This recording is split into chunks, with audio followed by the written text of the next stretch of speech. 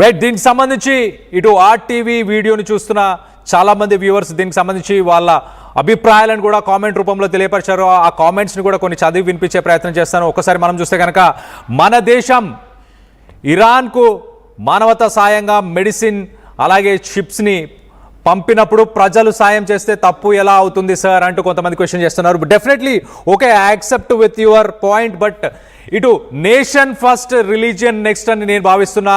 ఇక్కడ మరి ప్రభుత్వ ఆస్తులను కాశ్మీర్లో కొల్లగొట్టాల్సిన అవసరం ఏముంది?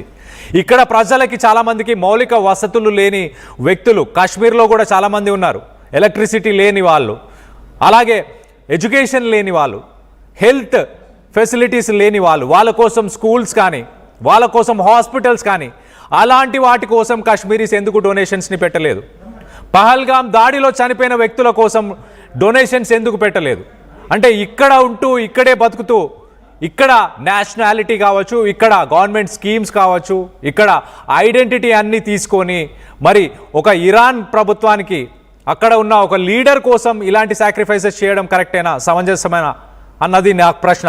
మరికొన్ని కామెంట్స్ కూడా మీకు చదివి వినిపించే ప్రయత్నం చేస్తా. India poor Muslim people give money Owaisi brother. So ఇండియాలో ఉన్న పేద ముస్లిమ్స్ అంట ఇటు ఓవైసీ బ్రదర్స్కి, ఓవైసీ అన్నదమ్ములకి కూడా ఆ డబ్బులను ఇస్తున్నారు, వాళ్ళే పేదవాళ్ళు అంటూ కూడా చెప్తున్నారు. ఎగ్జాక్ట్లీ నా పాయింట్ కూడా అదే. ఇటు పేదవాళ్ళు ఎవరైతే ఉన్నారో ఆ పేదవాళ్ళ కోసం ఏమన్నా చేశారా? ఆ పేదవాళ్ళ కోసం యునైటెడ్గా ఏ కమ్యూనిటీ అయినా కూడా ముందుకొచ్చి చేశారా? ఇలాంటి టైమ్స్లో వచ్చి ఇటు ఇరాన్కి సపోర్ట్ చేయడం తప్పని నేను అనట్లేదు, సపోర్ట్ చేస్తున్నారు, ఓకే యాక్సెప్ట్ చేస్తాను. కానీ ఇక్కడున్న హ్యుమానిటేరియన్ ఇష్యూస్ కావచ్చు, ఇక్కడున్న పబ్లిక్ ఇష్యూస్ కావచ్చు, వాటి గురించి ఎందుకు మాట్లాడలేదు గతంలో ఎప్పుడు అన్నదే నా ప్రశ్న. వాటి గురించి ఎట్ ద సేమ్ టైం ఇటు Iran supreme leader Ayatollah Khamenei చనిపోయినప్పుడు ఇక్కడ ప్రభుత్వ ఆస్తులను కొల్లగొట్టాల్సిన అవసరం ఏముంది? ఇక్కడ ప్రభుత్వ ఆస్తులను ధ్వంసం చేయాల్సిన అవసరం ఏముంది? ఇవన్నీ అవసరం కాదు కదా. మరి వాటి గురించి ఎందుకు ప్రశ్నించకూడదు? ఇంకో పక్కన ఇండియన్ ముస్లిమ్స్ మైనారిటీస్ ఎలా అవుతారు? ఇండియన్ గవర్నమెంట్ ముస్లిమ్స్కి సబ్సిడీస్ క్యాన్సిల్ చేయాలి, ఇండియన్ ముస్లిమ్స్ అసలు మైనారిటీస్ ఎలా అవుతారు అంటూ క్వశ్చన్ చేస్తున్నారు. ఓకే, అది డిఫరెంట్ సబ్జెక్ట్గా మనం చూడాల్సిందే. ఖచ్చితంగా కాన్స్టిట్యూషన్ దాంట్లో ఇన్వాల్వ్ అయ్యింది కాబట్టి. మరో పక్కన వాళ్ళకి సబ్సిడీలు క్యాన్సిల్ చేయాలి అంటూ చెప్పుకొచ్చే ప్రయత్నం చేస్తున్నారు. 100 కోట్ల డొనేషన్స్ని కలెక్ట్ చేయగలిగిన వాళ్ళ కోసం సబ్సిడీస్ అవసరమా అని ప్రశ్నిస్తున్నారు కేవీఆర్ రెడ్డి. మరో పక్కన అలాగే ఇరాన్ కోసం యుద్ధంలో పోరాడాలి, ఇటు డొనేషన్స్ని కలెక్ట్ చేస్తున్న వాళ్ళు ఇరాన్ కోసం వెళ్ళి ఇరాన్లో యుద్ధంలో ఆ పోరాటంలో పాల్గొనాలి అంటూ కూడా కామెంట్స్ వస్తున్నాయి. మరో పక్కన వాళ్ళ కంట్రీకి వాళ్ళు మనీ డొనేట్ చేస్తే తప్పేముంది? వాళ్ళ కంట్రీకి వాళ్ళు డొనేట్ చేయట్లేదు.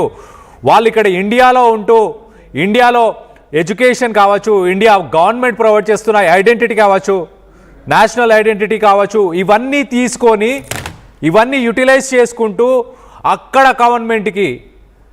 గవర్నమెంట్కి వాళ్ళు సపోర్ట్ చేస్తున్నారు. వాళ్ళ గవర్నమెంట్ కాదు, వాళ్ళ దేశం కాదు. మరి ఇండియాలో ఎందుకు వాళ్ళు జీవనం సాగిస్తున్నారు?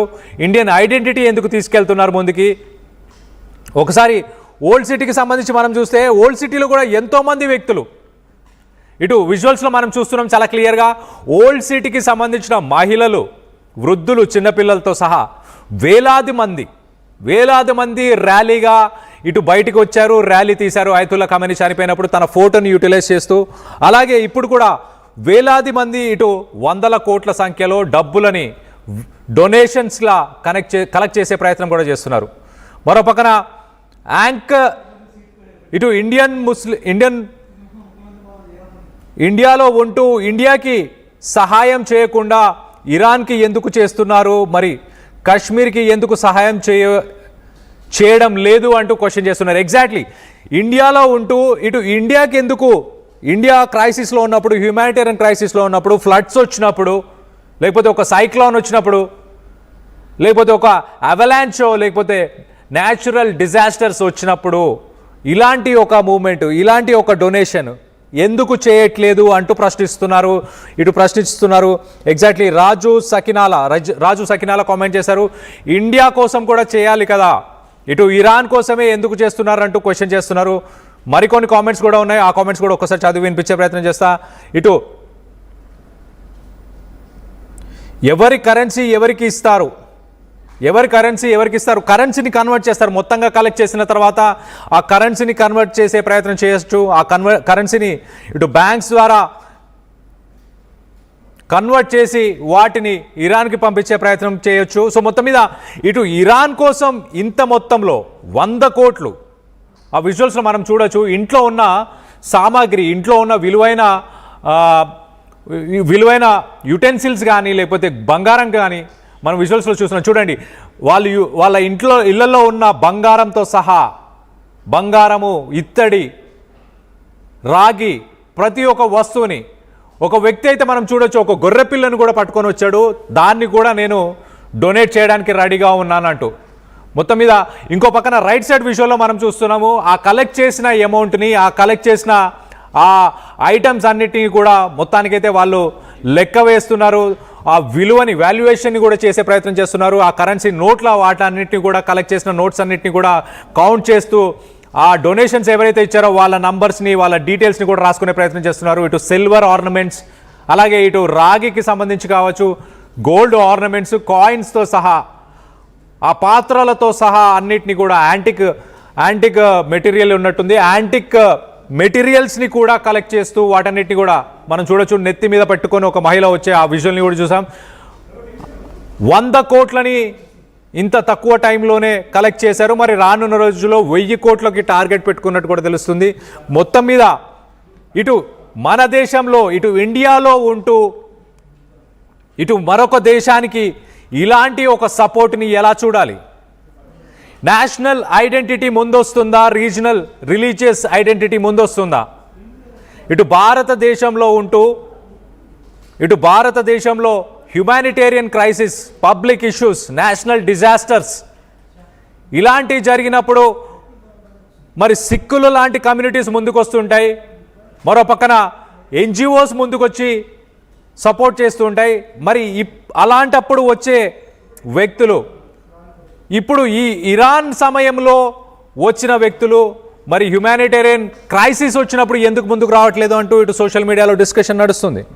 మరో పక్కన ఇండియాకు సంబంధించిన ఎయిర్ బేసెస్ అన్నీ కూడా అమెరికా వాడుకోవడానికి హెల్ప్ చేస్తున్నాయి, భారత ప్రభుత్వం హెల్ప్ చేయబోతుంది అంటూ ఇటు సోషల్ మీడియాలో ఇన్స్టాగ్రామ్, ఫేస్బుక్, అలాగే యూట్యూబ్లో న్యూస్ ఛానల్స్, ఇటు షియా కమ్యూనిటీకి సంబంధించిన న్యూస్ ఛానల్స్ కూడా ఇలాంటి ప్రాపగండాని ముందుకు తీసుకెళ్లే ప్రయత్నం చేస్తే దాని మీద ఎక్స్టర్నల్ అఫైర్స్ మినిస్ట్రీ రెస్పాండ్ అయ్యింది. అలాగే ఇటు మెటా కూడా రెస్పాండ్ అవుతూ వాటన్నిటిని కూడా బ్యాన్ చేయడం జరిగింది. దీనికి సంబంధించి కొంతమంది క్రికెటర్స్ కూడా రెస్పాండ్ అయ్యారు. కొంతమంది ఇటు రష్మి గౌతమ్ కావచ్చు, వీరందరూ కూడా రెస్పాండ్ అయ్యారు. ఇరాన్ని సపోర్ట్ చేసేవారు, యుద్ధాన్ని సపోర్ట్ చేసేవారు, ఇరాన్ని అంతగా ప్రేమించేవారు అక్కడికి వెళ్ళిపోవాలంటూ కూడా పోస్టులు పెట్టారు. మొత్తం మీద దీనిపైన మీ అభిప్రాయాలు ఏంటి?